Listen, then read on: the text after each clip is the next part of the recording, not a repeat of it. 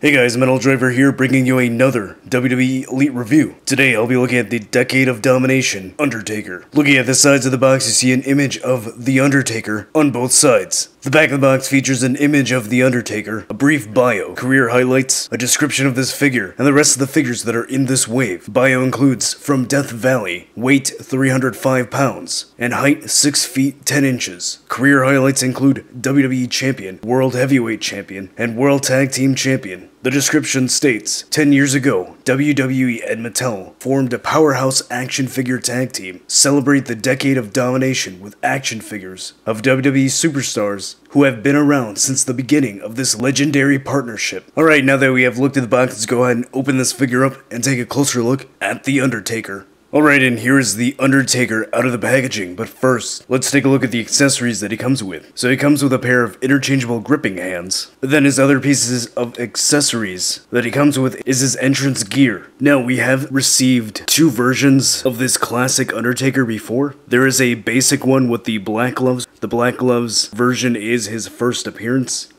So that one came from the Entrance Greats line, which had the soft goods jacket. And then there is an elite version with the gray gloves from the WrestleMania Heritage series, and that one had a plastic jacket. So as you can see, this version does have the soft goods jacket, so I'm glad they went with this instead of the horrid plastic jackets that we have gotten before. So if you watch my channel, you'll know that I hate plastic jackets, so I'm really glad they went with this. It does not hinder articulation, so you can pose them. And then the hands that he comes with out of the packaging are the stylized hands that are open.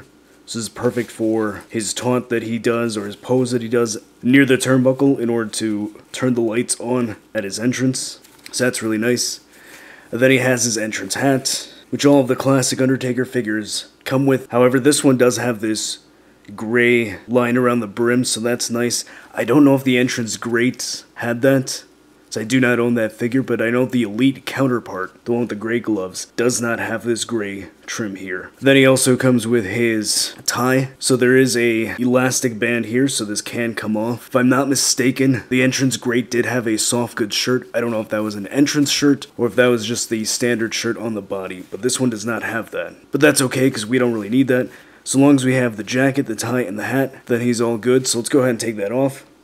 So the hat comes off really easily, and then the tie does have this band that stretches, so all you gotta do is just pull it underneath the chin, bring it up, then you are gonna have to maneuver it over the plastic hair on the back, but that's pretty simple. And then you have the soft goods jacket, which again, easy to take off.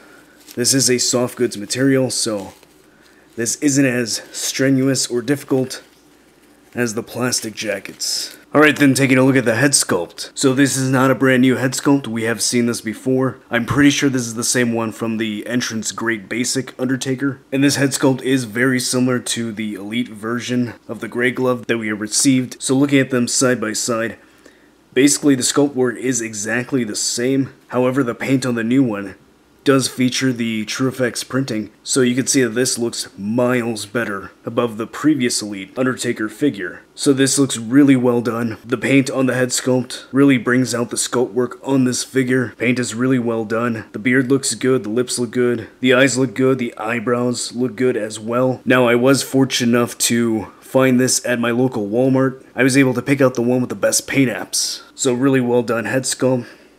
So then looking from the side, the beard looks really good. They probably could have painted that a little bit better right there. Maybe so that it went along with the jawline a little bit better. But that's not a big deal. The hair looks good. Sculpted really nice. There's no extra paint, it's just a solid brown color, so no extra shadowing there. Alright, then taking a look at the body. So we have seen this sculpt work before, so I do believe this is the exact same body as the gray gloved Undertaker. Essentially, it was the same outfit, same design.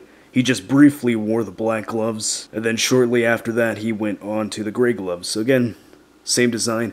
Now, there are no tattoos on the arms, but that is accurate because he did not have tattoos just yet. So the arms are okay.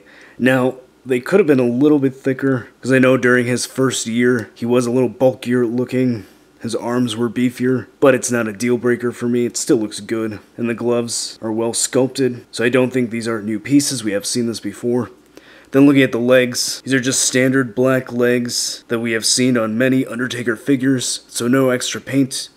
No shadowing, just a solid black plastic. Then he's got these boot covers here, the gray ones that he wore during this time. So no extra shadowing, no extra paint work, just a solid gray. But the sculpting is really good. So overall, the body is pretty basic, doesn't need a whole lot of detail. For me though, the head sculpt does win me over. It really makes this figure look incredible in my opinion. Alright then, going over the articulation. So the head's on a ball joint, which allows him to look that far up, so that's not too bad, especially with the plastic hair. He can look that far down, which is pretty decent. His head can turn side to side, and it can tilt. Shoulders have a hinge, which allow it to go that high up. It can't really rotate all the way around due to the plastic shoulder piece. So in order to turn it all the way around, you're going to have to position the shoulder in this way in order to get that full rotation. There is a bicep swivel, single jointed elbow. There's a swivel and hinge at the wrist. He has an ab crunch, which allows him to go that far forward and that far back. He has a waist swivel, ball joints at the hips, which allow the legs to go that far out. It can go that high up. He has a thigh cut, double jointed knees. He has a cut at the top of the boot. The ankle has a hinge which allows it to go that high up, that far down. And he has some slight ankle pivot. Alright, and here is the new Decade of Domination Undertaker figure next to the Elite WrestleMania Heritage Series Undertaker figure. And as you can see, the only difference in the two figures are the colors of the gloves and the paint on the head sculpts. So you can clearly see that the TrueFX printing on the new head sculpt looks much better on the new Elite Undertaker figure. Alright, and here they are next to each other with their entrance gear on. And in my opinion, the soft goods jacket looks much better on the new figure, as opposed to the previous Elite version having this ugly plastic jacket. And also, one thing to note is that the new version comes with his tie, whereas the previous Elite did not have that tie. Alright, then finally, here he is next to the Hall of Champions pallbearer figure. Alright, so what are my final thoughts on the new Elite Decade of Domination Undertaker figure? I think Mattel did a great job with this. The head sculpt looks amazing. The paint job with the TrueFX printing looks fantastic. It really makes this figure look miles better than the previous Elite Undertaker figure. And if you do own that version, and you're not someone that likes having multiples of the same figure, I think this one is unique enough from that original Elite that you could still pick this up. Because that original Elite had the gray gloves, whereas this one has the debut Survivor Series black gloves. So if anything, that's enough of a variation where you can have both. And if you're someone who's a big Undertaker fan where you need every single version of The Undertaker, you're definitely going to want to add this in your collection. I'm also really happy that Mattel gave us a soft goods jacket. I'll always give Mattel props whenever they do that because I hate the plastic jackets. And I really hope that they move away from those plastic jackets and we never see those again. So I'm glad this one has the soft goods. And he also has the tie, which the previous figure did not have. So whether you're the biggest Undertaker fan or not, I think you should definitely pick this up and add it to your collection. It is a really good Undertaker figure. The head sculpt is amazing, the accessories are great, and it's definitely one of my favorites from this line. So if you like this review, go ahead and hit that like button. If you're new to the channel, subscribe so you can see more WWE Elite reviews. Follow me on social media so you can keep up to date with all my wrestling figure photography. As always, stay tuned till the end to see pictures of this figure in action, and I'll see you next time.